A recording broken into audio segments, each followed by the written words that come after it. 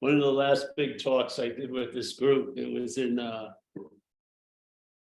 interesting group back east. They used to invite me to go to do things in their bigger group. Yeah. So this last one I did was, and it has been the last one, maybe it finally worked, but it was in Virginia, West Virginia or something.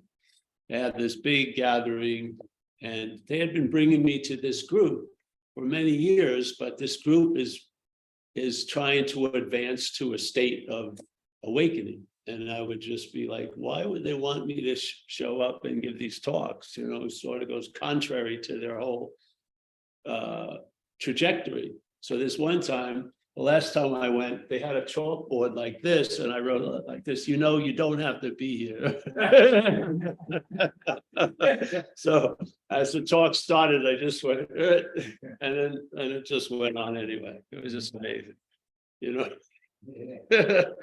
I mean, if you're looking to be heard in this seed assignment, you might as well get over that, because something may be coming through and there's a certainty to every syllable or word in what's coming through, but that doesn't mean it's going to land in the same way.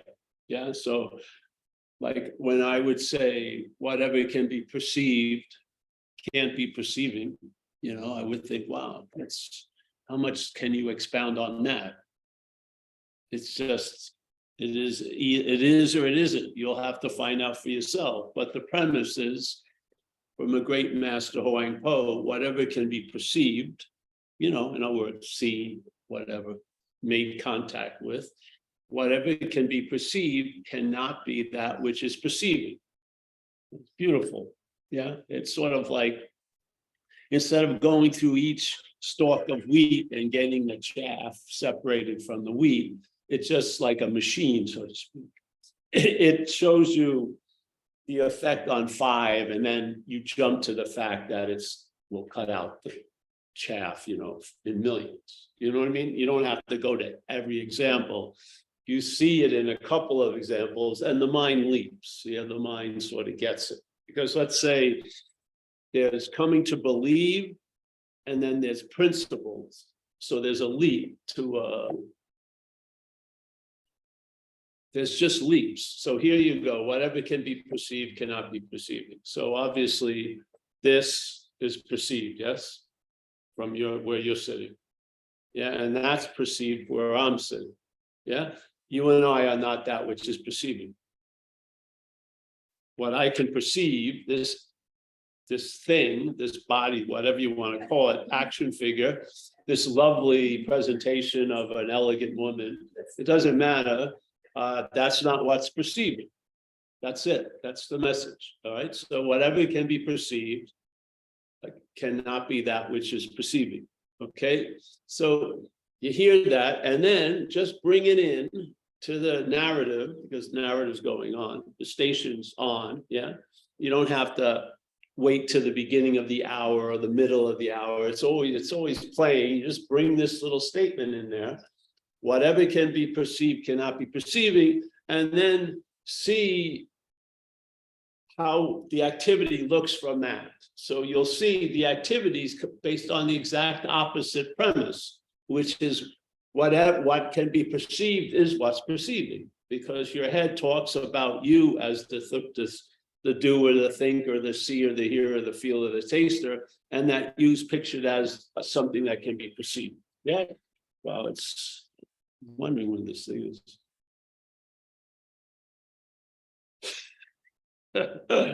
Yeah. So whatever can be perceived can be perceiving. All right. Now, what's the point of that? Well, just bring it into the head and listen to the basis or the foundation of that narrative we're hearing all day. And that basis is you are that which is perceiving as a perceived. So when people say, I'm consciousness or I'm conscious, they're saying it in the frame of being a body. Yeah. The language never basically leaves that frame. It's when it talks about not being a body, it's talking from a frame of being a body. Yeah, it can't escape it. It's the system. The system has you as something and assumes you are that something, whatever else it has. Yeah.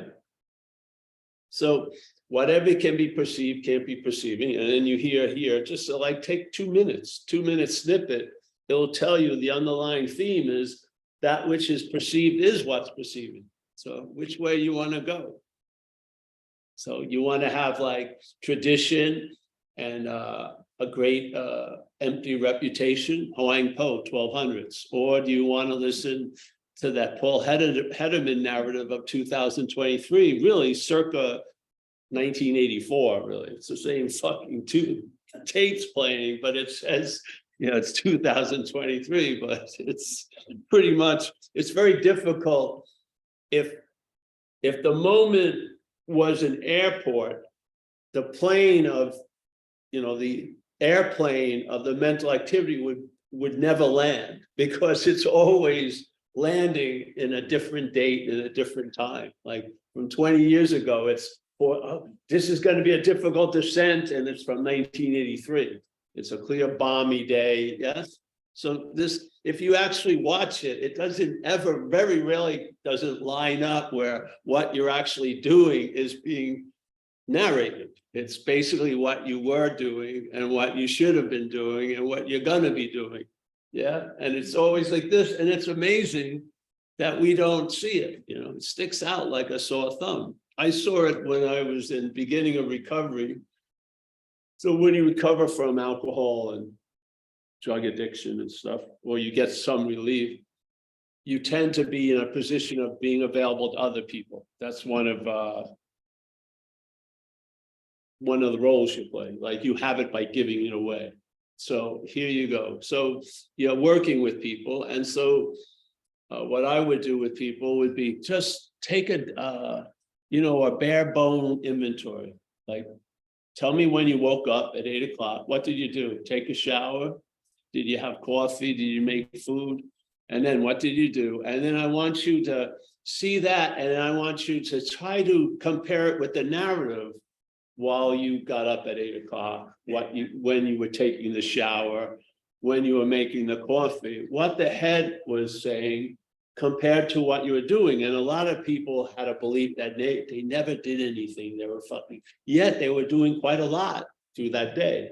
But their head, while they were doing quite a lot, you never do anything. Nothing you do is, yes. And it's sort of like, it's the head, the interest and attention has been led to that path and that trough a lot.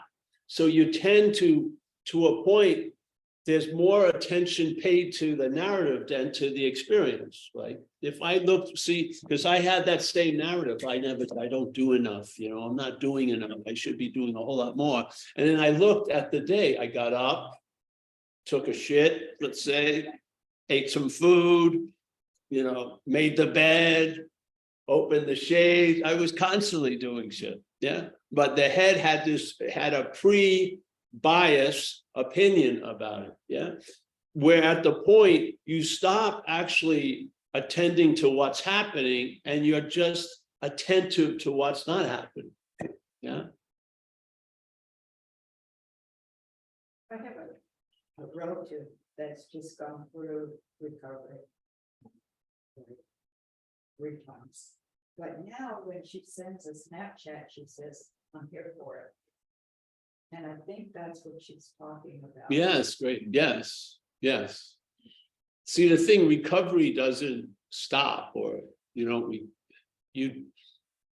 because once you're recovered, the life is a recovery. Yeah. So what was seemingly lost gets claimed. Stuff that you thought you were never going to have, let's say a zest for living, can return.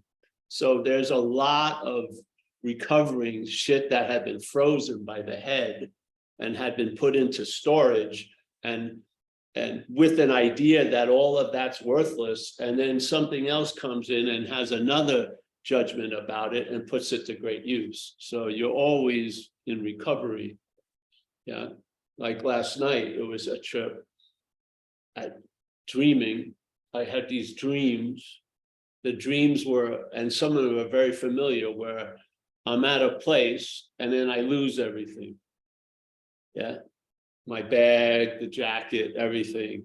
And it seems like, wow, it's so simple, but then it gets more and lose more. And it happens sometimes. It's like, I know I'm in my old neighborhood, then I leave it and I forget. And then the bicycle man turns into squares, the tires, and then I'm fucking lost. I can't find where I have to go. So this recurs quite a lot. It's not me. So I take that to this recovery, or let's say it's the recycling center, which is does not reside in the head. Let's call it somewhere else. I bring that and I give that over. Yeah, I said, hey, here you go, life. Take it, make it into something. Because this is too fucking old. It's like, it's arthritic, it's rigid, it doesn't fit the times, you know, but you can't seem to, it's almost like the cement of the mental state has set. It's too late. You can't erase the hand, shit like that. So, and then it was very cool because I remembered, well, I don't want to go into it all, but there was a lot of reclaiming. Yes, yesterday was recycle day in the head. It was very cool. I woke up and it was a lot of recycling going on and super old ideas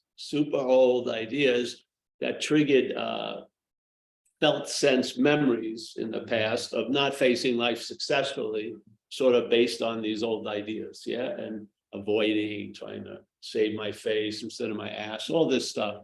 But in a primal fucking like the top 10 hits of the life, you know, no like fluff, just basically like heavy metal. And it was just like, oh, and my role is awareness. Yeah, I'm aware of what is going on instead of becoming aware of what's going on after it's been told to me. Yeah, which is completely different than becoming aware of what's going on. Not becoming, you are aware. So I saw all this stuff and it brought a lot of sense of the futility of trying to save your face like your ass. Yeah. Yeah, it's much better to save your ass instead of your face. And it was really cool. So I felt like a whole lot of shit got unloaded, but before I even got up, it was great. Yeah, like old baggage that hadn't been gone through, and I probably wouldn't go through it. I would conveniently stay busy or something else like this, but it was laid, all the shit there. And it's like, all right, let's go recycle it, bring it in. And I have faith in this power. Because anything can be undone that was never done. And this is dreaming. This isn't a real event. Yeah. So the mind can change how it saw that event.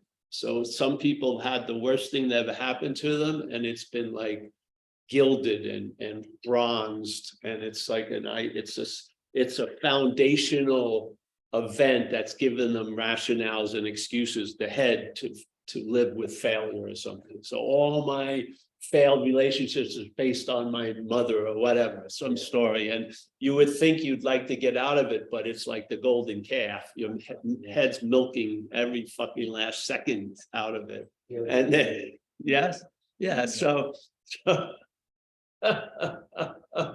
so this is here we have a simple mechanism in recovery to bring whatever is noticed, because yeah, if you have a basis of it's unreal, you can see the blueprint with the house appearing. Yeah, the house will be appearing as real, but you see the blueprint of the house in the unreal file. It doesn't have to be brought back, blow up the house, rip it apart, get rid of it, kill it. You see the blueprint in mind in the seeming reality of the house. You don't deal with the reality of your house, you see this. Because in a sense, in this place that's unreal, this is more real than the appearance of the house. It's the ideas of the house. Yeah. So you say, you look at that, even though the house seems to be built and it's too late, no, it ain't. Yeah, everything, like the Course in Miracles would say, everything is correctable. There's never been a sin. They're just mistakes, and every mistake can be corrected. So the mistake is what? Taking something real that isn't real. Yeah. So if it's real, then you have to seem to have a real solution that may entail a lot of bulldozers and I've got to wreck that house. Or you see it from these eyes as real, but from the eye of awareness, you see it as unreal. Therefore, mountains can be moved. Yeah. Because you don't need a huge bulldozer to move the mountain, because the mountain has the weight of a molehill in a certain speak, because there's not a reality to it. If there was, the reality of this place would override your meaning you're trying to give it in most cases, and it doesn't. The subjective experience overrides the objective world.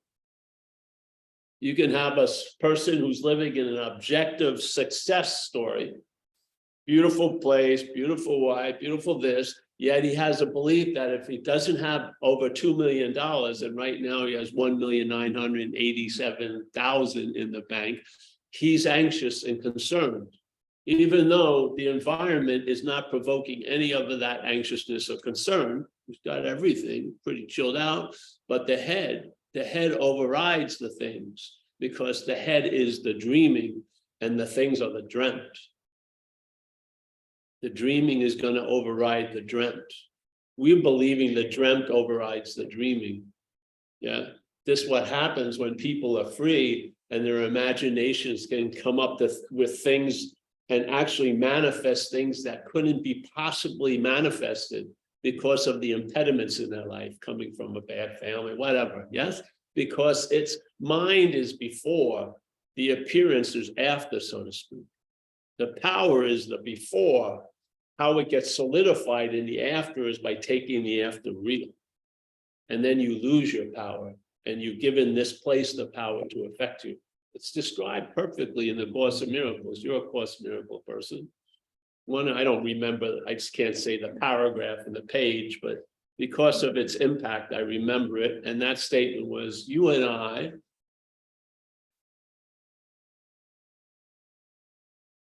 are the dreaming of the dream. We forget that. All right. So what do we forget? We forget the dream in a way. How do we forget the dream? We take it to be real. There's no real dream, is there? The definition of dream is it isn't real. Yeah. So there's no real dream. So you and I, yeah, are dreaming the dream. We forget that. How do we do that? My feeling is through the act of being identified as self. We don't do it. The head is in the act of being identified as self. That which makes things appear and be attended to, interest and attention, has been wedded to that through habit. Yeah. We've taken ourselves to be a mental idea dealing with a physical reality. And the greatest inner resource is unsuspected. Yeah, which is big mind. Yeah. So you and I you and I are the dreaming of the dream. We forget that we're dreaming. Yeah. And now everything we're dreaming, we now give the ability to affect us. Yeah. That's taking a dream to be real. Yes. Yes. Does a dream affect you? It affects you when you think it's real. The dream does not affect you. It affects you when you're taking it to be real. Yes? So we're giving the meaning of things to be able to bite us in our ass. Yeah, because we're taking our ass to be real, and we're taking that to be real.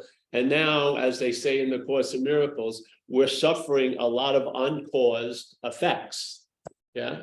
So the dreamt tiger, yeah, I'm still living as if the dreamt tiger is real. I'm still living as if I'm asleep to the reality of the tiger.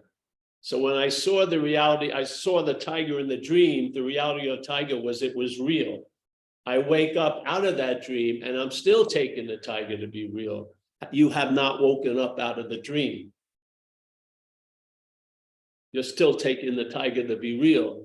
And now that tiger, unreal, is producing effects.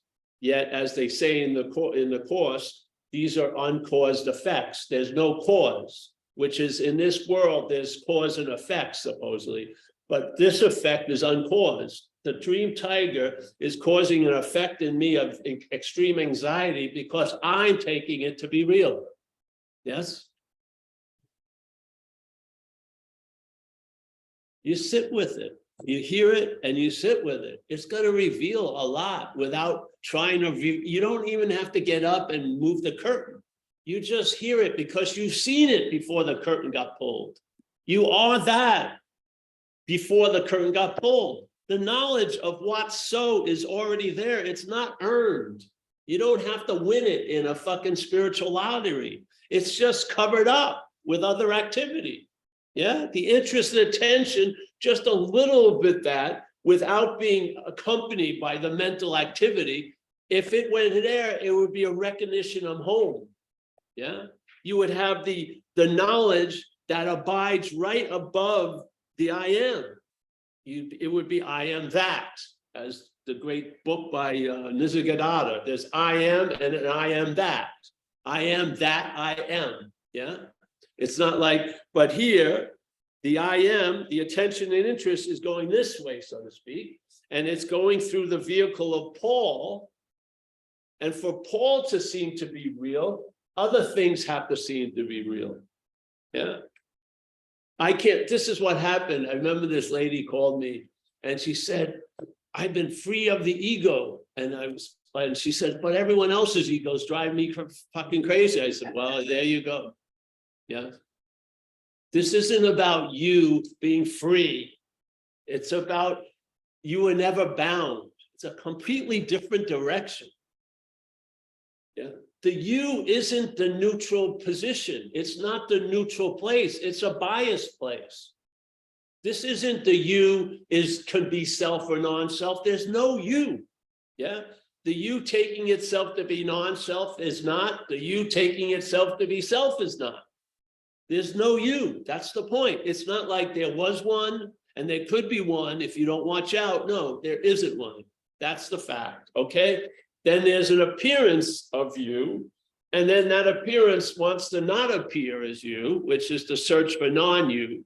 And then wants to deny or hide or distract or blame others for the constant appearance of you. Yeah. Because it's unbearable for the you to be you. Yet it doesn't have any drive to get out of it because it has no ability to entertain it. Self can't get out of self because it has no access to entertain it. Yeah, it's illusory attempting to become unillusory. It doesn't work. Yeah, just see it as illusory. Yeah, it's not real. Yeah. And then all its failures make complete sense. You can't get out of self. Why? Because I'm not good enough. Like that guy on Saturday Night Live looking at the mirror. I'm good enough. I'm just that old skit. No, it's not like you're going to become good enough. Anything. It's impossible. It's not on you. Yeah. And it's not on you that's driving you crazy. It's mechanical. You are not underneath it devising another form of selfing to fuck with yourself. It isn't. It's mechanical.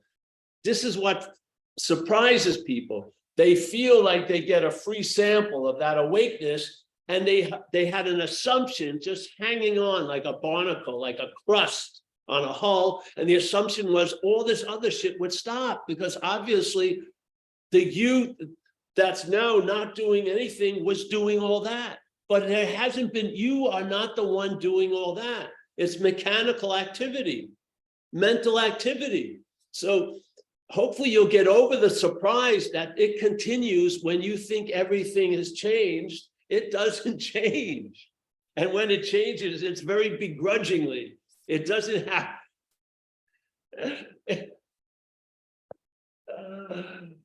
people, I don't know if this is true or not.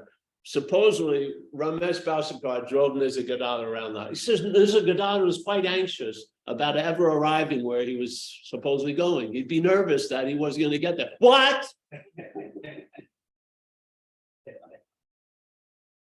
He's disqualified. Yeah, he should have had an ease and comfort in the cab. You know what I mean? You're talking about body conditions as if they're your conditions. The body, if this body got arrested, got shot at, got ribs broken by the police, you better believe I can pick up the presence of a police car from miles away, being at the verge of the event horizon of enlightenment. I will hear the siren because there's a huge concern something's going to happen to the action figure, because it did. Yeah. If you want to change the action figure, change the action figure. But that's going to be on it. It's going to be an urban renewal project, because you're going to hold the action figure to so many high standards it's never going to be able to go to. It's not. It's not going to be a chariot of the gods. It's not going to be humming Om all fucking day. The farts Om, this the burps Om. It isn't. It's a crude fucking little machine seemingly going on, has its own agenda, and it's just overwhelmed by a mental hierarchy that doesn't give it a second to fucking breathe. Yeah, I got to be more than this. Fuck, I can't do it. I can only reach so high. I'm a Toyota. I can't be a Rolls Royce. Yeah, it sucks, really. The body's one of the greatest beneficiaries of this message is the body, because when the head gets sent around the corner for half an hour, the body is just like the exhaust pipe gives a long exhale. Oh, you mean I don't have to sit for 12 hours on a cushion? No, probably not. I'm not going to climb up to that cave, freezing cold, to listen to the fucking insane character with hope that it's good. No, you don't need it anymore. Oh, you mean I can be comfortable with a down? Yeah, it's all right. So you don't have to live, you don't have to lay on the bed of nails. You don't have to fight flat your, you know what I mean? Beat it into submission. It's not you.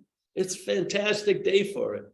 Really, really. It's just a lot of healing will occur when you're not the healer. I swear to God. You, as the doctor, is really fucking giving yourself bad prescriptions, really. It's tied to the pharmaceutical company. It's selling you. So, yeah. So, uncaused effects is reacting and having a real feeling that was promoted by a false appearance. Yeah. Because the reality is here, it feels like a real feeling, but if you investigate it, it was a false premise. The false premise triggered an old reaction or a memorized habitual reaction. Yeah. What you think happened didn't happen, really. As the Course also says, you're never upset for the reason you think. Yes. You're never upset for the reason you think. So when you see this as false evidence, and it's not that which is false evidence, seeing it as false evidence, it's from awareness. Awareness sees what you're not. It does. It has been this whole time. It has been. If the interest and attention could have been freed from this, all these balloons that are launched by the head, it would have rested eventually. It visits here a lot during the day. A lot of times, self is completely forgotten. When you're surfing or doing something, or dishes, or making some muffins, or giving vast, large donations to Paul Hedderman. These things, there's points you're going to get an incredible sample of relief from the bondage of self, yes? I always think in those moments, it's me. You don't think that, your head does. Oh, okay. That's the point. This is take another step back. I'm not saying the head is not going to think it's you. This is the problem. This is what I'm saying, is that people get a large amount of relief, but they still got this hook in them, thinking it's them that's doing all the unrelief. It's not. It's mechanical. It is mechanical. I have been in extreme duress where it was suspended for a while, like hitting my head at Cronkite, and my nervous system shut down. So I couldn't move anything. Yeah. And for a period of time, I was living, but the voice wasn't there at all. I've noticed with me, the false captain of the ship, if it thinks the ship's going down, jumps off. It's it just hits the road and you're in silence, really. And this silence was like gold framed. It was pretty cool, actually. And I was trying to say help, but I couldn't. The voice wasn't coming out, but someone saw me, so they took me. So there I was, totally like in neutral space. And then when the first thoughts came in, the thoughts was, I can't pay for the ambulance. I swear to God. Oh, great one. You've been away on sabbatical. What have you brought me? More wisdom from up the ass or so? Let's call it the Great East. Oh, yes. The first thing, you can't afford the ambulance. What, just leave me here dead on the beach? Yes, exactly. And I had enough period of time, nothing was being said. So when I heard its first utterings, it was obvious the emperor had no fucking clothes. And if you're in duress, that's a lot of times you see through it because it can't help itself. I like to be sipping because I had this terrible accident in the car and Exactly. it left. Exactly. It just, When you're the thing you feared the most, when you were in it, there was no fear there. But the thing you feared the most when you weren't in it, the head year after year, when you find yourself in it or worse, it's not, there's no fear at all. You're just in a neutral space. You're aware because the thing jumps ship.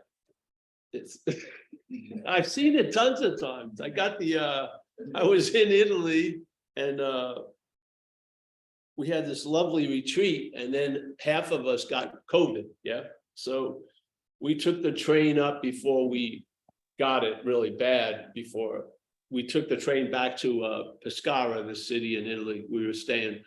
And Amelia showed it worse than me at first. And then I was still hoping I didn't have it. So I was trying to stay away from Amelia. So I was in this living room in the place we were staying, you know, her brother's place.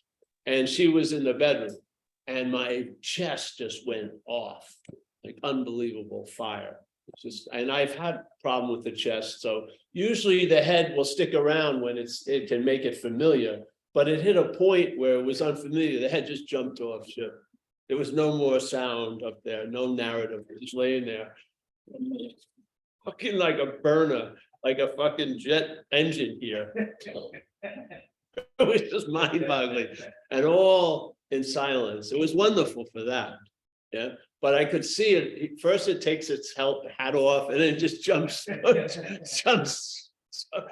overboard. It abandons. It's a mutiny. The captain mutinies the ship because it isn't its ship to begin with. It's true. I've seen it tons of times because I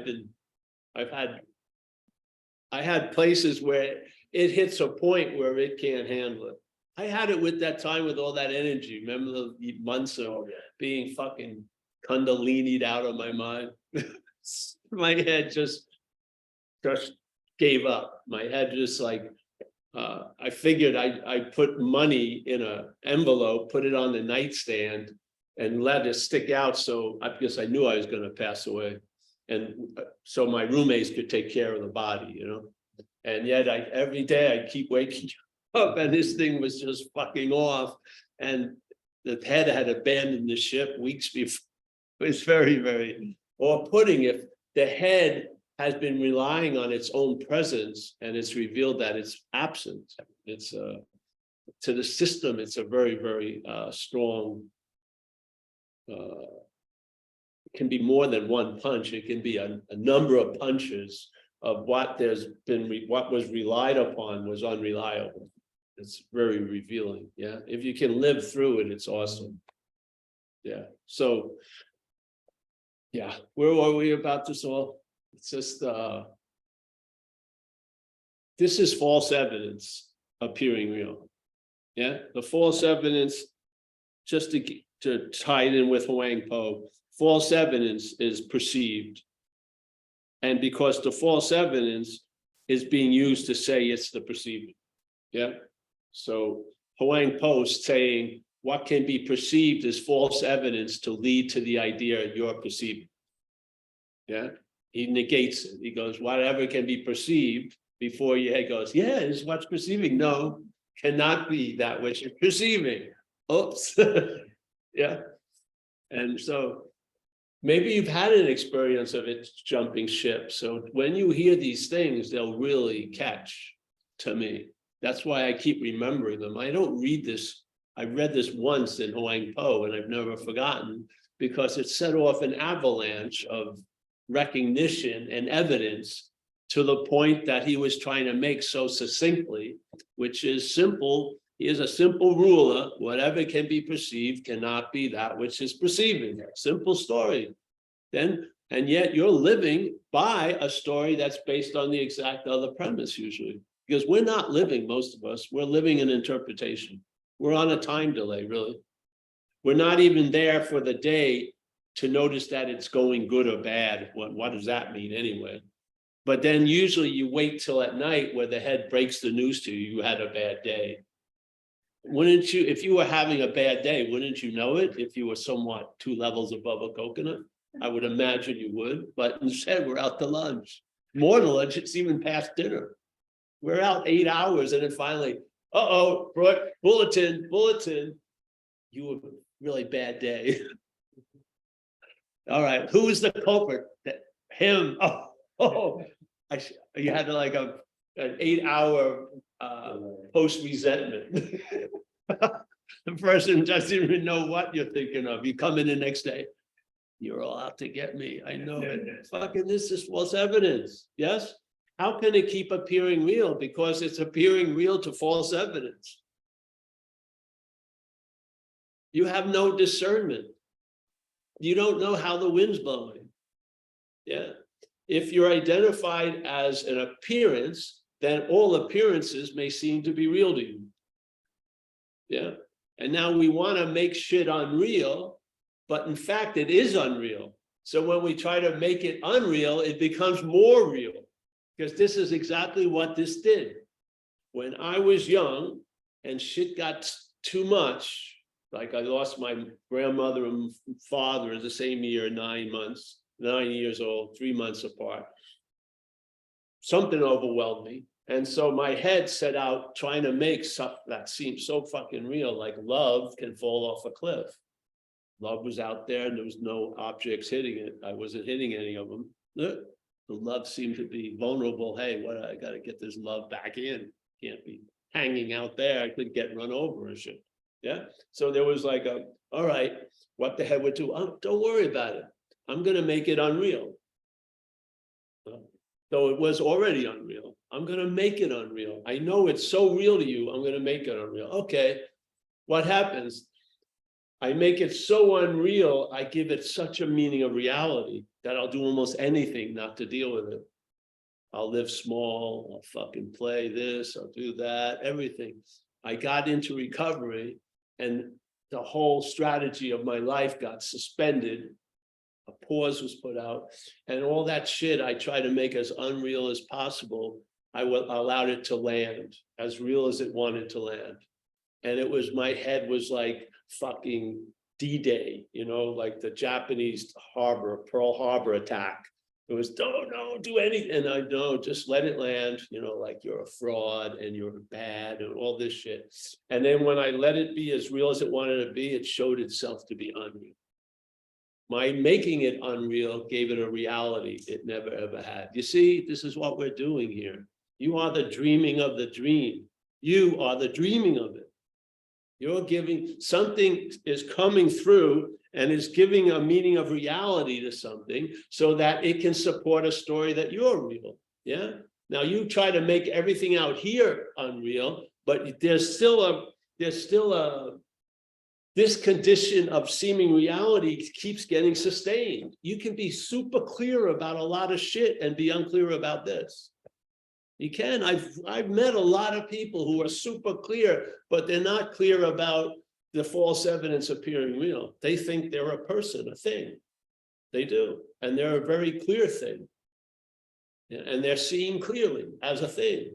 I don't believe that. I believe there's a clarity, yeah, that is not of thingness. Simple as that, yeah? And that clarity can seemingly become unsuspected, especially if we take the role of being a thing, yeah?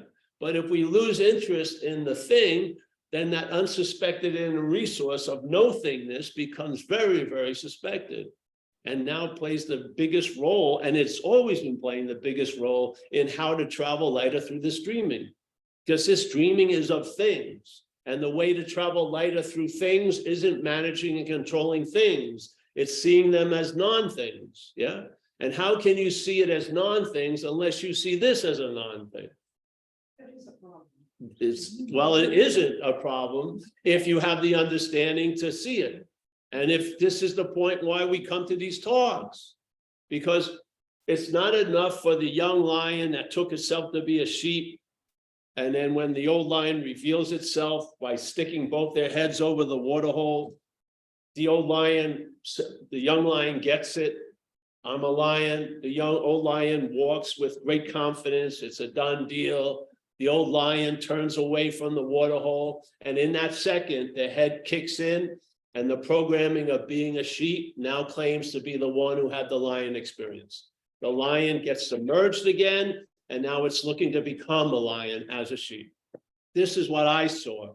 It's more important, the warnings of the message, than the message. The message is the easiest part. You are a lion in this example. That's the easiest part of the message. You are it already. I mean, how much easier can it be? What you're looking for is what's looking already, with no requirements to change it or anything like that. It's the easiest message of all. But what happens is, how the mental state claims, yeah, claims something and neuters the message. So the message of seeing the sheep, AKA lion, seeing itself with a lion image there, seeing it, a lion image here, it negated it could have been 800 years it took itself to be a sheep. It negated its idea of a sheep in a second, not even a second, just instant recognition. But what happens when the old lion splits and you don't got the water hole anymore that reflect on, and you're walking around, that head's going to kick in and going to tell a story about the lion was an experience you as the sheep had. And without a doorman, it's going to get in, and it's going to run the radio station, and it's going to play its old tunes. And now it can go this crazy. You'll try to be, even though you've had the revelation, you try to become like a lion as the sheep, which is even worse than just being a sheep. Yeah. You try to become a lion as the sheep, where the fact is you're a lion. So this is the point. The point of non-duality. Non-duality in a way, in time here, there was non-duality didn't start the whole ball rolling. There was direction, there was Buddhism, there wasn't non-Buddhism, there was this, there was that. And then there was an aberration that was noticed, that it wasn't working. The clear, simple invitation, just like Ramana, supposedly, he sat there in silence and he thought that would be more than enough. He figured it, he found out it wasn't. The silence wasn't getting through. They're putting it off. So he went into who am I from the old Vedas, yeah, to question the assumed subject, so that the subjectivity could be felt raw without an accompaniment of the mental attachments. Yes, you don't need to see it, because when you see it, the mental attachments do not do what they do when you don't see it. They're not obstacles anymore. When you're not seeing them, the mental barnacles are obstacles. When you see them from what you are, they can keep appearing, and they don't have the ability to obstruct you, because you are on the side of the sun now. You're not seeking to get warm from the sun with the possibility of a cloud blocking you off from it. You're on the cloud, you're on the sun side. You're seeing the same clouds, but their ability to obstruct you from the sun is gone. This is exactly it. You're looking either from here or from, let's say, here. Either you're looking from awareness, or Course in Miracles talks about the vision that's independent of the eyes that see the world. So it's not talking about this vision. It's talking about awareness, which is before everything. So there's that awareness, and then you can see this vision. And you see this vision, hopefully with the understanding that it's not your vision. What can a failed system tell you? It's failed. Yeah. What can this system of taking in information and having it collated, which is constantly reinforcing the idea that there's a thing and you're a thing. Yeah. You think it's going to change? No, it doesn't need to change. It's perfect the way it is, because if you have the form of negation, that is the perfect negation.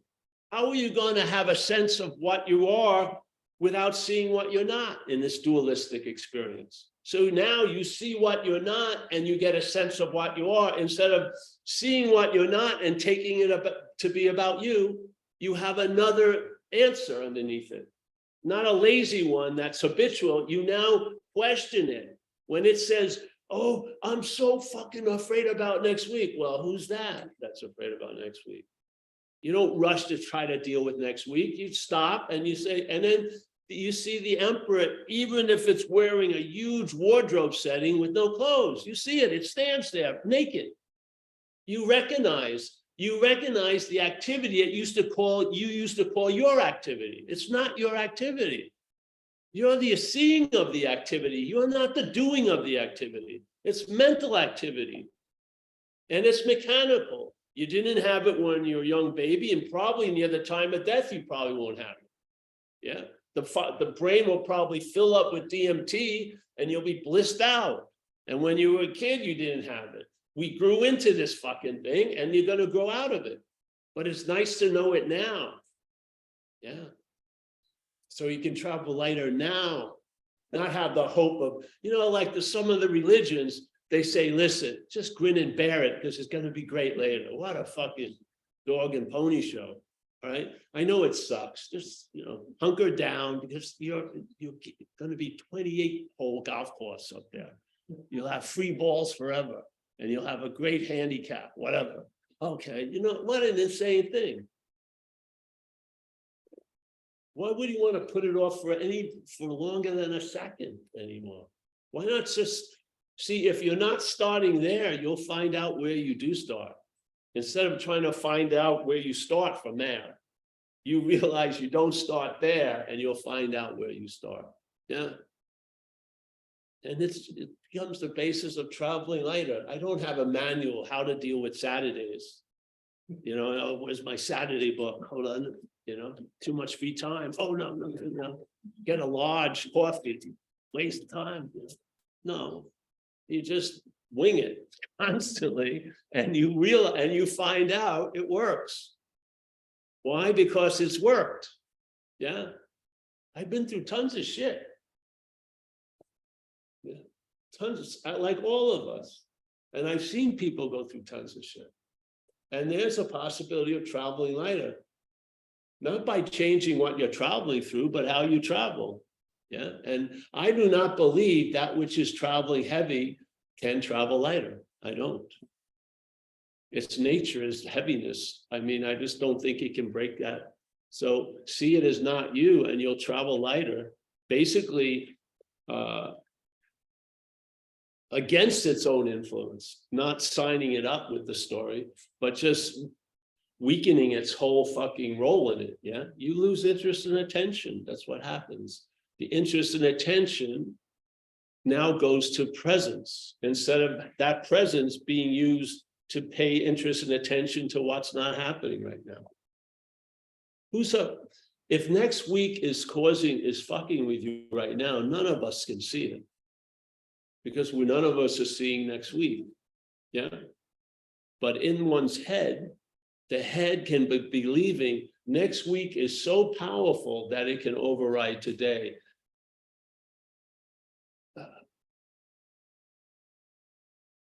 That's not at the beginning of the fight. You've been knocked out.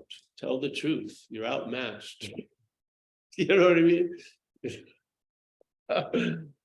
Yeah. I've seen it, the results. I heard these ideas. I remember the first satsangs I went to. First of all, when I read this guy, Ramesh Balsekar, the novelty of non-duality really caught me. It wasn't going the flow of the mental logic I had been saddled with. It didn't seem like it was part of that. It seemed to sort of bring the mental logic I was resting on to a halt quite a lot. Just simple little statements. I'd be like, what? And then that really interested me. So I went to see someone speak, and then it set off a whole other shit. And during those times I was going to hear someone, I knew this was like the last answer. Sounded like an unspoken yes. I knew it was like knowledge before knowledge. It was just obvious, yeah. And I knew I was never going to ask a question ever again, because the futility of the whole activity of trying to know what you already are. And so it was just a nice, it was like a concept. It was like disarming, and then finding the ankle holster and the fake, the knife up the sleeve, all these. Satsang would just disarm me. It would neutralize intelligence. It would neutralize effort and thought. It would neutralize meritocracy. It would neutralize my role in everything, or especially in this everything called spirituality. It would be beautiful. It would just, wait a minute, all right. Then I would just willingly surrender. Oh, I have a knife here. Put this. Here's my last fucking non-duality treatise. Here you go. I hid a prayer in here. Now I'm naked to the world. I mean, that's the way it works. Yeah, you hear it and see where it takes you. And I believe we all have the ability to be convinced, not as the head, but somewhere other than the head. And I think actually a lot of us are in a state of always being convinced already, but not knowing it, because so much is in the head. So when you take the imaginary floor off, just drop, and you're going to drop into some reliable bases and foundations. Yeah, because it's true. The existence is existing. It's a pretty good compass to, like someone was asking me, do you think a lot about past and future? I said, no, I actually don't. The thought system has really got off of that dead horse quite a lot. Yeah, some others, it doesn't matter, but noticing it, I don't go really into too much past or future, to tell you the truth. Yeah, and so all these things that you would think it was going to take a lot of thought and effort and practice and shit, no, it's all flows easily if you get out of the fucking way. Yes. And the way, and it's not about getting out of the way or being in the way. You are a way in and of itself. Yeah. So we can't even say getting out of the way. It's lighter than that. There's just a recognition you can't be in any way, really, tell you the truth. You can't be in any way. Your ability to obstruct is given to you by us. That cannot obstruct. It's a nodding consent is giving it the ability to seemingly obstruct. Yeah, that which seems to be the big obstruction isn't. It's us in a way, giving something the meaning that it doesn't actually have. When that gets reviewed, yeah, and it's going to come under review for sure. Whatever is necessary in this little seed assignment is going to come under review. You don't have to look for it. The light will shine and it will come upon something, and then you'll see some bit of gold that you see as lead, and you'll see as unshakable form, and it will see it as flexible, and he'll just perform alchemy. Really, it will transform that form and and extract the gold from it, and that gold will enrich you. Yeah, will be enriching your day instead of enslaving it. Yeah, it'll be that simple. We are a power, or I call it faith. That's what we really are. Yeah. When it says, perhaps there's a better way in recovery, it says one way is infinite, and the other is finite, but there's a sameness in both, which is trust, and that's us. So faith or trust is us. And there's either faith in the finite self, which is obedience to the head and all of its forecasts and shit, or there's faith in the higher power, which is really based on I don't know, really, in a sense. And then, but you'll find out, which is much more like steel. Yeah, when you find something out, it's much more to me than a mental knowing. Mental knowing, if the conditions change, it doesn't have any value. Yeah, but a knowing or something underneath has oomph. So you start finding out that you're onto something, and then it just keeps on keeping on to me. Yeah, yeah. I feel we were joking about it, but really what makes the spiritual path is what's on it. So if the spirit is on any path, it's a spiritual path. If the head or the body's on a path, it has to define very, very particular what's a spiritual path. But if it's a spiritual path, any path is a spiritual path. If the spirit is on it, and I believe it is, spirit seems to be moving through time and space. Yeah, that would be a path. And in this path, it is a spiritual path, even though it may not have any spiritual embellishings that we think.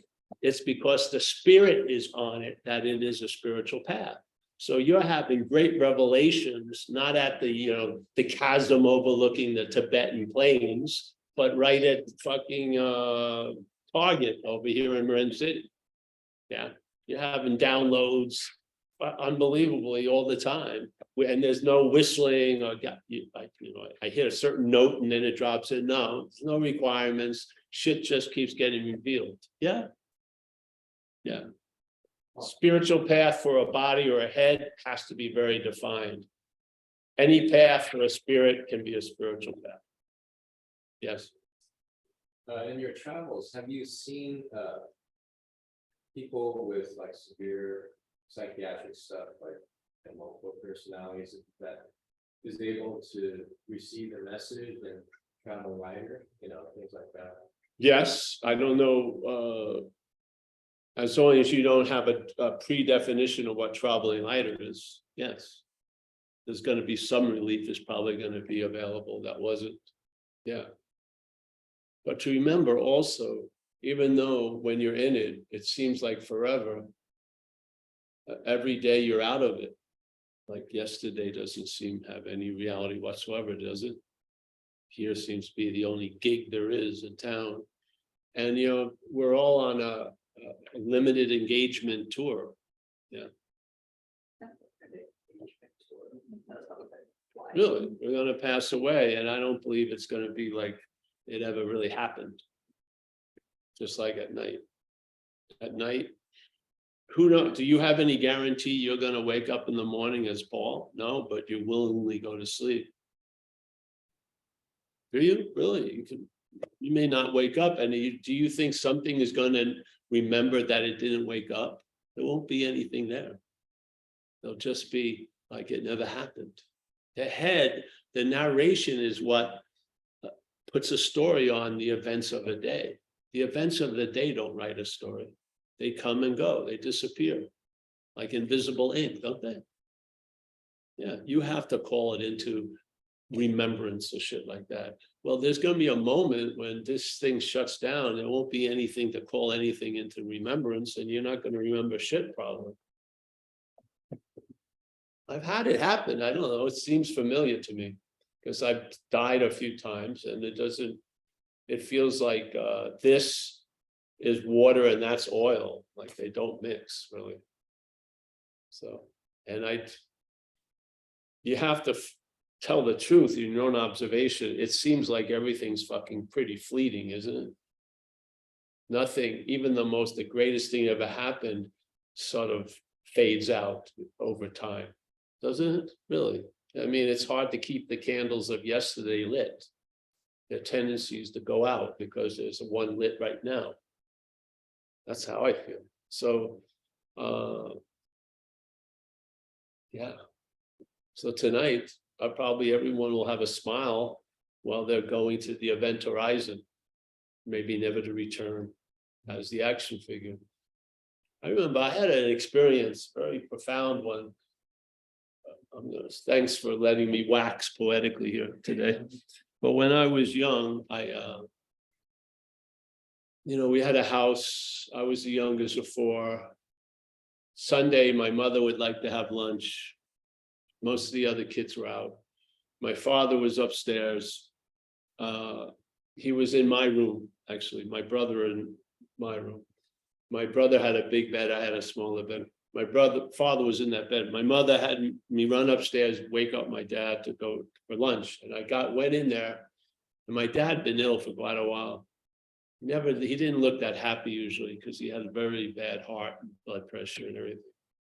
So he was laying on my bed with one of those things like this, and his head was a little bit this way, but he had a smile on his face. It was great. The best thing I've seen him look in a while. I mean, as a kid, just looked happy. And then I couldn't get him up. He wasn't responding. So then I called my mom, and my mom came up. And when my mom came in, she realized he was dead. And by looking at her face, I realized, because I didn't know he was dead. I hadn't seen any dead person really. Seen sleeping people. I didn't see, sleeping forever type people. So, but I remember that look. He looked happy. And it made a big, big fucking impression because he hadn't looked happy for years, truly, because he had a lot of pain, trying to deal with every day. So, that was very, nothing, that never gets erased, in this action figure observation. That made a big impact on me. So,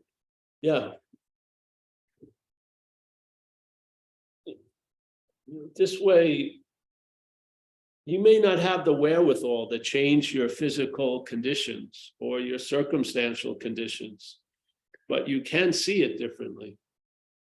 You can, and the seeing of it is really what makes it so in a lot of ways. And in this case, I remember we used to go to Rikers Island, this prison in New York, because I was involved with this spiritual group and we were into meditation. And it made complete sense to me. Someone who's now in prison and doesn't have much mobile freedom and everything else, what a great thing to learn, meditate, so you could be free while you're in the cell. This made complete sense to me. So we used to bring meetings there and get these people, and they get initiated in this form of knowledge, as meditation. It was just made complete sense to me. Yeah. I don't know where I was going with that, but this message to me, if you look at the deck of cards, there's like the physical effects, the mental effects, the emotional effects, and then there's a wild card. Let's call it the spiritual effects. Yeah. And so in the game of life, usually the physical is going to override the circumstantial. So you could be in Hawaii, but be super sick, and have a sucky time. So in a lot of cases, the circumstances get outshined by the mental condition, and physical condition. But let's say the physical condition outshines the circumstances, but the mental condition outshines the physical condition, So you can be super healthy, but totally fucking insane that day, flipping out, great skin, looking fantastic, but fucking a complete asshole, whatever. So the mental overrides the physical, let's say, and the circumstantial. But in most cases, and emotional. So emotion has effect, but then a lot of times the mental has given the name or the meaning to emotional feelings. So we're living like a narration through braille, so to speak. So some people are feeling excited, but they think it's anxiety. It's people aren't fluent in the language of emotions, most of us. We don't know what we're really feeling. Yes. So, all right. So there's a hierarchy of what sort of overrides other things in this game board 52, but the spirit is the real ace in the hole, because the spirit can outshine the circumstances and the situation. Spirit can outshine physical condition, can outshine mental condition, can outshine emotional condition. It can. So in most of our lives, the king of this would be mental most of people are like living like that. You know, when a dog has mange or something, they put that cone on. We're just picking up K-Paul, you know, from unclear channel, you know, a lot of mental information. Yes. Yeah. So what card can beat it in the deck? It's this spirit in a sense. So if you can go back, instead of constantly marching forward, if you can just question why, and maybe stop and put down all the weaponry, maybe you're not going to war. There's not a foe or an enemy or an adversary. It's maybe you. It's maybe you're fighting your own shadow, so to speak, and you're taking your shadow to be the reality. And what's real is seen to be ephemeral and whatever. So let's just correct that. You know, not even correct it, just put it out there. And if you find it works, which will be the basis, you'll notice that you've traveled lighter in spite of yourself, so to speak. Yeah, and you'll travel lighter, not in a warrior stance, but a very disarming stance. Yeah, and it's not so much about changing much, you're just seeing everything. Yeah, and see what happens. And I found the most powerful aspect of us isn't something that can be seen. Yeah, and to me, that's the hand that's played the biggest role in this life. I mean, I got struck sober. I had no intention of getting sober. I'd given up all hope when I got whacked. Life just intervened, stopped the whole charade, and introduced me to a way of life that night. It was called recovery, and I've been going over 35 years. Changed everything in the action figure world, and the action figure was super clear. It had absolutely nothing to do with it. Nothing. Had no ability to transform it, nothing, yet something did it. Yeah, no human power, but a power did. I didn't need much more evidence than that, because that hell I was living in was hell. As best as you can have a unreal hell. It was hellish. To have that altered and given me a way of life for it never to return, never, that regime never taking power again, to the point where it doesn't exist for me anymore. It's fucking incredible. Yeah.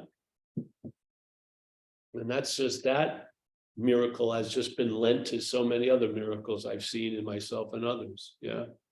The greatest hand here is the unseen hand. That is fucking for sure.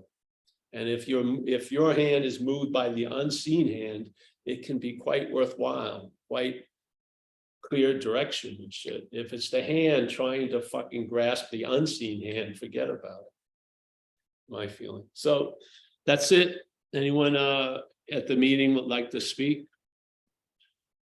It's Here, you time. mean? On Zoom? What? Here on Zoom? Yep, Matthew F. has put his hand up. I'm in Zoom? Yes, I'm in Zoom. No, I'm wondering if you meant the meeting on Zoom. Oh, yeah. They're all out. They've been put to, they know better than to raise their virtual hand or their real hand. All right. Hey, Paul, Oh, great Matthew, message. Yeah, how you doing? good. Driving up from San Luis Obispo, where, you know, I'm in Al-Anon, Paul, and when I went into Al-Anon, they teach us to call our the people who brought us into Al-Anon our qualifiers. But what I learned is my daughter is really my savior, because she got me into the 12-step program. And without that, I wouldn't have had this experience that I'm having now, to travel lighter, and I wouldn't have met you. And so, like you say, we give meaning to what happened. So she's not my qualifier, she's my savior. Yeah, good. Now, I just hope that she becomes her own savior, but that's up to her and her higher power. The question I have for you is, who is dreaming? Is it the big S self that's dreaming? There's Who no, is just doing forget the about the who. Yeah. Okay, And what is just throwing a dartboard into the void. So you don't know. It doesn't matter. If you know, we don't know. it's like So living an something, equation or knowing Oh. an equation. You know, if you live the equation, you don't really care about knowing the equation. Yeah. okay, so Yeah. something Just- is just dreaming, there's dreaming, and we are the dreamt. Well, if you You can were- perceive, yes, that's the dreamt. I see, because the dreamt can be perceived.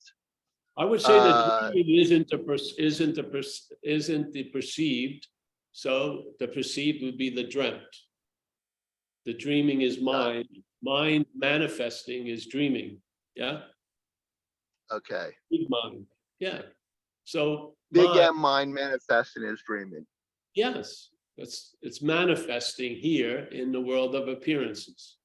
Yeah, the appearances arise in that which doesn't appear, and they depart in that which doesn't appear. And I don't think they leave much of a trace. Yeah. So it's sort of like a movie and the screen. Yeah. If you look at it, there isn't a movie on the screen. Yeah. It doesn't, there's not a thing. You don't see a screen and then there's like an inch of a movie. Yeah. You see, like, it's not like 4 inches of screen and then there's an inch of a movie. No. The movie is a projection on the screen. The screen is real and something's being projected on the screen. If you weighed the screen and you just watched a heavy movie, it wouldn't be any heavier than when it was a light comedy. Yeah. The screen would have, there wouldn't be any weight distributed to the screen by the weight that was being presented in the movie, would it? No. That's dreaming. Yeah. So there's dreaming. Yeah. Surface reality, dreaming. It's not adding anything to the dreaming, nor or to the screen, nor taking anything away. When it's crying and it's a dream of tragedy, the screen ain't getting wet. If it's an army picture, the screen doesn't get blown up. Yeah, it's completely, its effects are completely contained in the movie. They don't spill out onto the screen, do they? You know, No. you don't go into the movie at night when there's no movie and go, oh, that screen got run over by that car movie earlier on. You see the tire? No, there's no tracks or any sign, any lasting impression that the movie left on the screen, did it? When it stopped, it was like it never was on the screen. It isn't like, oh, hey, Bill and Bob, get that fucking movie off. Feel it off. It appears, and then when the situation that it allows it to appear stops, it doesn't appear. Yeah. Yes. So the dreaming is, in that analogy, the dreaming is the movie. Yes. And And the dreamt dreamt is keen. The dreamt is keen, and it's programmed to see the movie, not the screen. Yeah. It's like people in there was some Zen groups years ago that they wanted to sort of mimic the effects of homelessness. So they'd have like a 7-day retreat, but the people on the retreat knew they were going to go home the 8th day. You can't, you know what I mean? Homelessness is a state of mind. If you don't feel like you're going to have a house, you're going to act a whole lot different than if I have a house and I'm just going to do this charade for a week. Yes. So this is, just see it, screen. Yeah. Something appears on the screen. It's a projection of light. If you read the Course in Miracles, it says mind is projecting, yes, and then we as the dreamt perceive. So we're watching projected light and perceiving it as a movie, but it's projected light. Yeah. Now that which projected the light takes the role of the dreamt and now perceives the light that it's projecting to be a real. And now it's having effects that are uncaused, running around like fucking crazy. And what's weird is the movie has a much larger extension in us because we have what's not happening, all the past and all the future. So every movie's like 70 years, even though it's like only an hour and a half running time, we make up so much shit about what's not happening. So we're not even responding to the movie. We're responding to shit, right? What's not happening? Yeah, that's how I see it. Do I dwell on this? No, it's just a easy way of describing something. I don't sit around trying to describe the indescribable. I don't, but here it's a way of pointing something out. So screen, movie does not add any weight to it. It's not like it's the icing on the cake. There's no icing. It's a projection of light. Yeah. So what would be, let's say reality would be unmoving, let's say, and then there's manifestation of reality, which would be moving. So energy. So energy projects, and then there's a certain there's like we drink a certain tonic and take ourselves to be the dreamt, and we see all these things. We see separate things. We have time. We have big space that gets unnoticed most of the time. Yeah. And there you go. All formatted. We didn't come upon this fucking, it's just made up. Yeah. So in your analogy, the screen is reality. The Yeah. light is dreaming, right? Yes. And reality, there's nothing happening to the reality. So it's uncause effect by the light upon the reality. Well, it's the reaction. No, it's how you take the light on the screen. Yes. So Yes, there's I an get that. interpretation of things. And so let's say if you feel that you have the right to have a lot of shit, and then when you see other people have that shit, you're probably going to have a reaction of resenting those other people because you think their shit should be your shit. Yeah. So this is a subjective experience. So let's say it's stock version movie, and then you put all these super biased, interested audiences, which is us. And so we give all the meaning it has to the movie from a self-centered point of view. So I see everything as how it pertains to me. The person sits next to me is doing the same thing. They're seeing everything and how it pertains to them, and I'm part of the everything and how it pertains to them. Yeah, it's a mind boggling. It's incredible economical because all it takes is, let's say, one movie and it has 2 billion different points of views. Incredible, really, isn't it? So Yes, it is. one of this and go at it. All right, this means I'm not going to get what I want. No, but that's what it made up. I'm going to lose what I have. No, no. I've got to beat this guy. I know he's going to get something. My girlfriend's going to like all this. You just watch it. Just watch. It's like it sets off the popcorn maker. It goes fucking crazy. And some of it's old. You never had stale popcorn? We've been eating stale popcorn for years. The butter is cold. It's like turned into a glaze. It's fucking jamming our colon and shit. It's not like the butter, right, melted and poured on the hot popcorn. It's bad now. It's bad. It's bad. Just doesn't mean anything. It's just a description of what may be happening. Yeah. It's meant to hopefully shake up the bottle, because seriously, you can't drink the same shit every day, can you? No, Can you really I've believe tried. that things have real meaning and they're exerting themselves on you like inexorably oppressive? No, this is a subjective event, isn't it? Almost anyone comes to that conclusion. It's a subjective event. You're giving things the meaning they have. And how can you do that? They'd have to not have a meaning. If they already had a meaning, they would override your meaning and run you over with their meaning, but they don't. Because in Buddhism, everything is inherently empty. Empty of what? Meaning. Yeah, they're not real. So reality is dreaming and giving a lot of shit meaning. And now that shit's coming back at us. Just you can see it in the mental level. Thoughts. You now see yourself as the thinker of the thoughts. When you think thoughts, those thoughts can own you now. They can ruin your day. Yeah. Yeah. Action. You're the doer of action.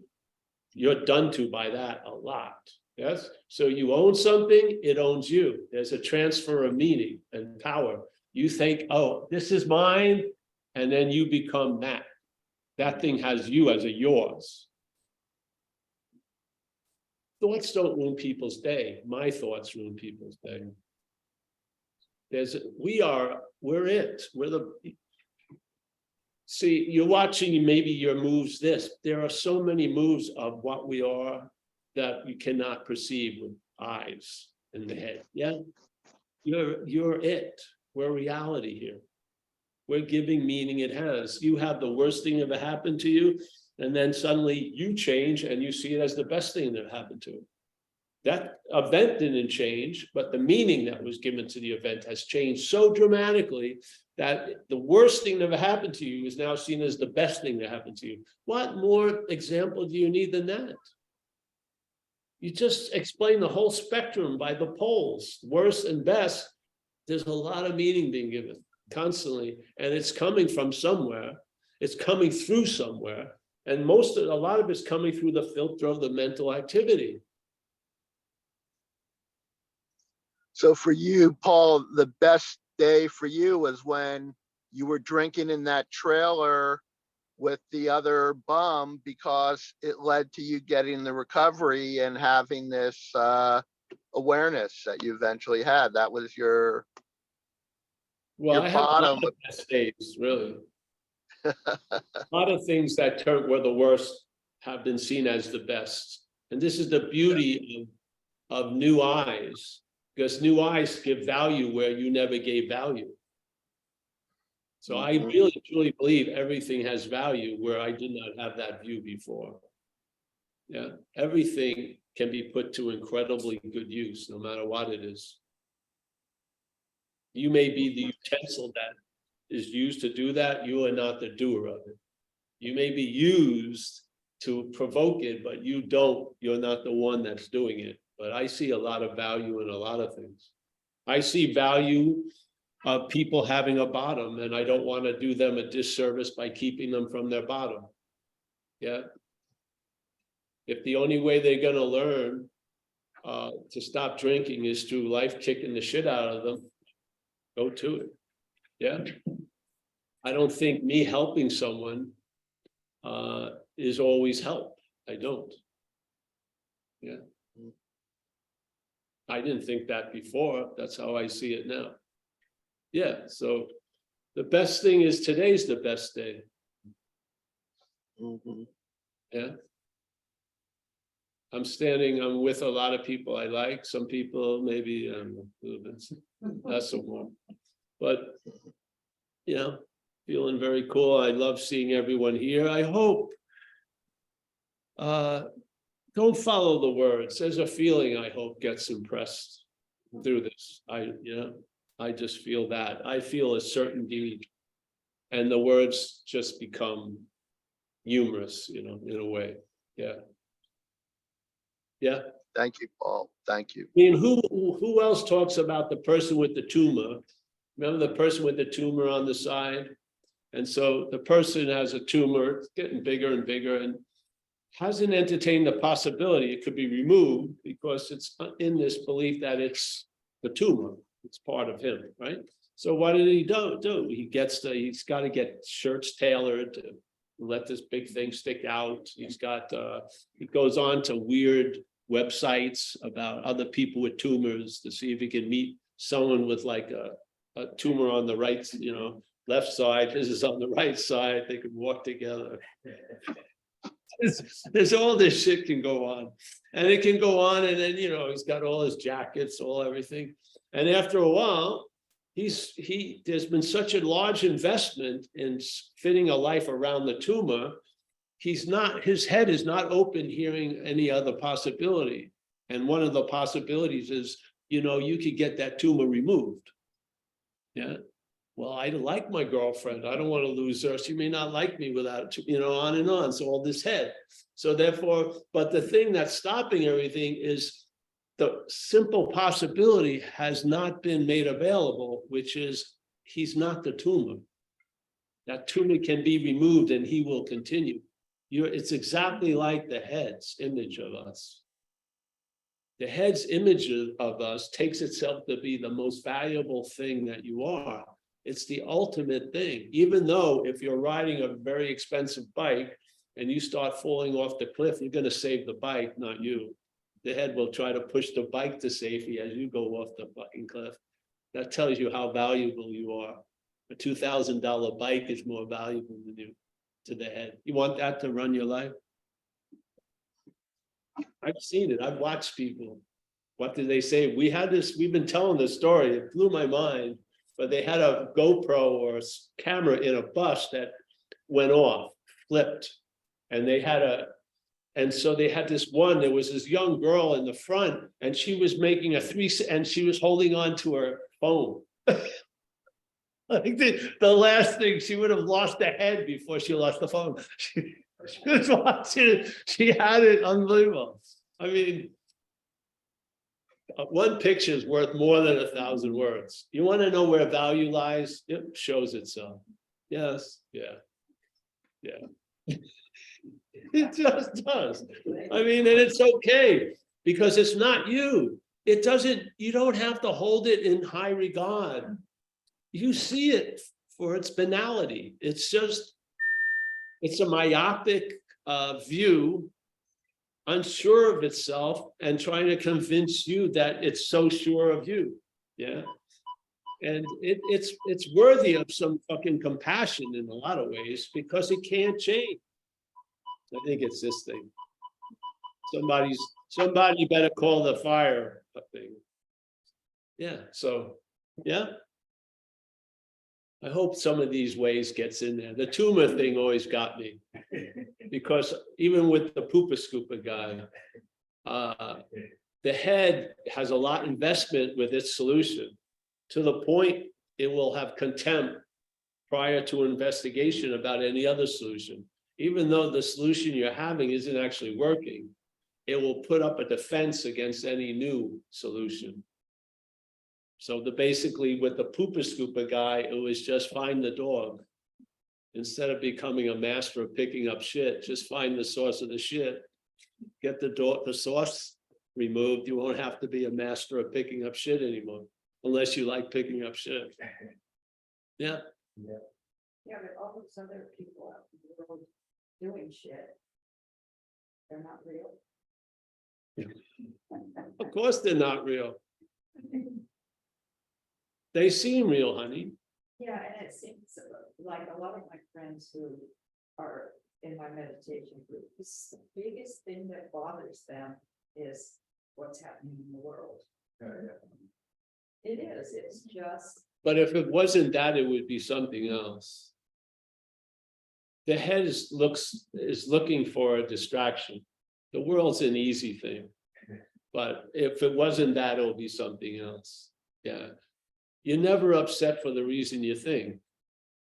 If that's something you read in the Course in Miracles and you have an allegiance to the Course in Miracles, let it sink. So that's a perfect example. They think it's the world's problems, but you're never upset for the reason you think.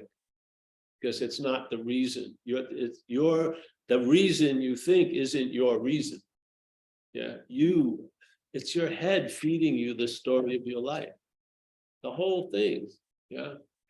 We're not saying change anything, just tell the truth and see where it takes you. Yeah. If those people got somewhere I wanted to go, I would do what they do. They don't, so I don't. Yeah. I mean, I had a big thing with this. We'll go one last thing. Are you all right, everyone there? All right, so I remember I was into Buddhism and I have nothing wrong, right? I think these are beautiful expressions, Buddhism, beautiful, really. So there was a very fancy magazine, Tricycle. We had very nice, she knows it. I pinned you as an old Tricycle subscriber. That's why I'm bringing it up. So it's verified my acute ability to read the audience. So here I am reading this Tricycle, and I liked it, got it. Used to get it from Whole Foods, I think. And so there was an opinion piece, one page of a famous Western meditation teacher. And he said that all these old students of him, he was having this weird experience, phenomenon of all these old students getting in touch with him and saying nothing's happened.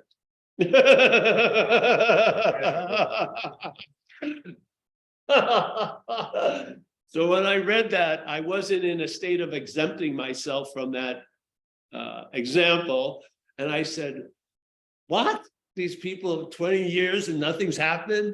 Fuck it, I pulled the emergency brake on the spiritual bus, got off and canceled my subscription to Tricycle. I said, why the hell? I haven't been on this bus that long. They just told me 20 years, it hasn't gone anywhere. I'm gonna get off the bus. I swear. I mean, seriously. I mean, I like meditation because it helps blood pressure and shit like that. And stuff like that. But I believe in the great wisdom of no escape. The head's always trying to find a way to get out of something it's not actually in. And I think the bigger problem is misinterpreting out and in, really, than having ways to get in or out. I truly believe that most people are trying to get out of what they're not in and trying to get into what they're not out of. So what's the point? So, yeah, all right.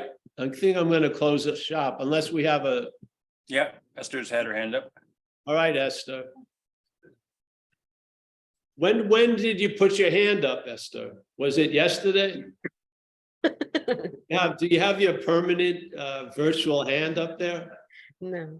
You're just waiting to hit that buzzer. When I hope he shuts up.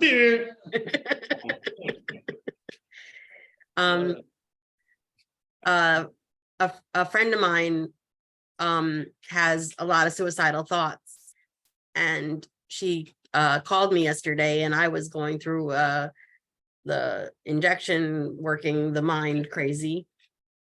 And when I would say to her, well, I'm asking you, when someone says to you they want to work the course with the suicidal thoughts instead of the non-duality, like I was telling her stuff about how the head wasn't her. And Hey, Esther, why don't you suggest service? oh, that's a good idea. Doing service. Don't read anymore. Do service. Get more involved with someone else who's not having her suicidal thoughts, and see, I bet you she'll have some relief from the suicidal thoughts. Yes? Yeah, that's excellent. Yeah. Thank you. Yeah, you're welcome. That's really great. All right, anyone else? Nope. Okay, we're going to I'm so happy to be here. Esther, sometimes the best thing is just to do something. Yeah. Do something to help someone else, not someone you know. I mean, some of the greatest joys I've had have been on like soup kitchen lines. I have. Yeah, where you just, because the person doesn't care what your head state is. They want the sandwich. They want the soup. If you just put the ladle in the soup and put it on their plate, that's service. They don't care if you're feeling like I'm prideful. They need the sandwich, yeah? And you'll get the attention and interest, which is illuminating those thoughts, will be projected somewhere else, yeah? Why would you want to wrestle with super illuminated suicidal thoughts? Yeah. You want that light that's shining on the thoughts to be shining somewhere else. Yeah. And then you'll see, with that light constantly on the mental state, almost everyone has suicidal thoughts. I mean, if that light just stays on thoughts all day, you're going to have suicidal thoughts. Because you're fucking tired of having thoughts. Yeah. But that light, if it's dispersed, you're going to feel what you'd like to feel by studying why I'm doing this, by not doing anything other than helping someone else. That's my take on it. I'm a real believer in it because I come out of recovery, and service is fundamental in recovery, because in recovery, we are extreme examples of obsession with self. So many of us have deep-rooted orbital grooves where interest and attention is so used to rolling around this, that even jumping off a bridge with a bungee cord only gives you temporary reprieve, yes? And so service would be suggested with an incredible amount of importance, because that interest attention needs to be pulled out of the orbit. So it can come back to home planet with some good news, like relief, and I lost interest in myself for a little while. Yes, and yeah. I watch it, you can see it like x-rays. You can see people, this thing, it goes around and around and around. And so they're speaking the language, they're listening to the language, they're dealing, it's all here. Just fucking walk somewhere else and say, can I help this lady across the street? And I bet you feel better. Yeah. Yeah. All right, thank you for the. What's interesting is like to clean the apartment, it's like there's all this like tension, and yet when I have my mother in the room and she's not doing anything, or if I'm having Alan on the phone and he's not doing, he's just on the phone, I get so much done and I'm happy, and it's just this strange, and then just keep doing more of it. yeah. Let it work. I mean, the best way you're going to be able to recognize relief is from relief. Mm-hmm. Yeah. If you don't recognize it from angst and agitation, you're probably going to misname it. The solution will inform you of the problem. Stop listening to the problem trying to inform you of itself. The solution will. You get out of there, feel a little different, and man, you know, like it's not an either or, either I got to do it. No, you'll see other possibilities will appear. It's not like duality, you know, this, that, door open, other closed. No, there's other possibilities. Yeah. I had it. I mean, there was a thing we used to do in recovery here, where it was hospital and institutions. So you would, after 6 months of being sober, you had to get your feet a little wet. You could sign up and you would go into facilities, sometimes insane, you know, mental illness places, other things, and you'd bring a meeting in there with another person. Yeah. And so and it would be once a month. So I had some of these for like 12 years. That means I did it 12 times, 140 sometimes. Now, in those 140 different nights, I was in different circumstances and situations. Some of them were really fucking bad. I was waiting to hear if I had AIDS, and I had a real belief I probably did because I was an intravenous user. I was obsessed because the girl just left me like a half hour ago, but I'd keep the commitment, go in there. And it never took more than 10 minutes or 12 minutes for that event to pull me out of the acid cell. Never fucking failed. 12 years of it. 12 years of its demonstration. No talking about it, just fucking go in there, all about me, all about me. Suddenly you're hearing someone else share, not about me. Far out. Walk out completely different than I walked in. Every time, batted 1,000. The most the head could withstand would be like 12 minutes of it. And then it would just give up. Yeah. And then it would be, yes, I'm a true believer in service when this orbit is so used to being around you. Yeah, it's gotta be. That means every message that comes through gets questioned and translated by that you. Yeah, it neuters everything. So yeah, just do service. If you feel like you're stream up the ass of self, it's like, and you can't afford a divine proctologist, just do fucking service. You'll be pulled out that ass. You will. Smell the roses. All right. Thank you, Eric. Thank you, Esther. I'm gonna take off. I need a coffee soon. All right. Esther, thank you. Paul Hedderman, thank you. I haven't seen Paul Hedderman in a long time at a meeting. I've never attended one yet. Mike, thank you, as always. Thank you, Mike. John of God just said thank you, Mike. Kerry, nice to see you. Wow, it went on a while today. Marty, as always. Daz, yeah, Daz, I come in no matter what, doesn't matter. Yeah, yeah. Cheers, Paul. We got Mike from LA area, Tariq, Dover. Remember, June 11th, you got to take off, Tariq. All right. I'll call you before I get there. Don, nice to see you, Don. Mike C, always nice to see Mike. I don't think I've ever seen Mike completely vertical yet. He's always laying down or, yeah, it's pretty good. Gary, nice to see you, Gary, as always. Mia, as always. Mia's with someone else. Is that Sherry also? Wow. Now that's a strong cocktail. Sherry and Mia. Wow. All right. We got Jay. There's Jay making beautiful music. Dennis from Minnesota. Nice to see you. Gary D. I don't know if I met you before, Gary. If I had, nice to see you. Great, thanks. Good to be here. Mika, John, Christian, nice to see you. I met Mika before. Chris H.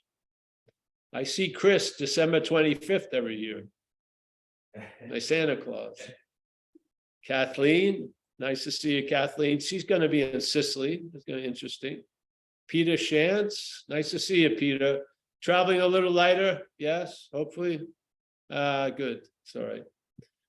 Dana G, nice to see Dana and someone else, nice, both waving, nice to see that. Kathy from Hawaii.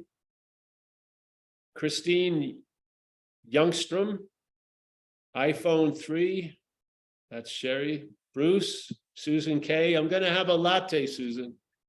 These people have impeded my caffeine intake. You deserve it, Paul. Thank you. Thank you. Thanks. I'm going to record that so I can play it every time. You deserve it, Paul. Yeah. You do, you do. All right. We got Grateful Dave, as always. Sally Underwood. Nice to see you, Sally. Moni. Nice to see you, Moni. Hey, listen, thanks, everyone. What a pleasure to sit with you. And, you know, we take it lightly, but we have a great honoring of it. Yeah. So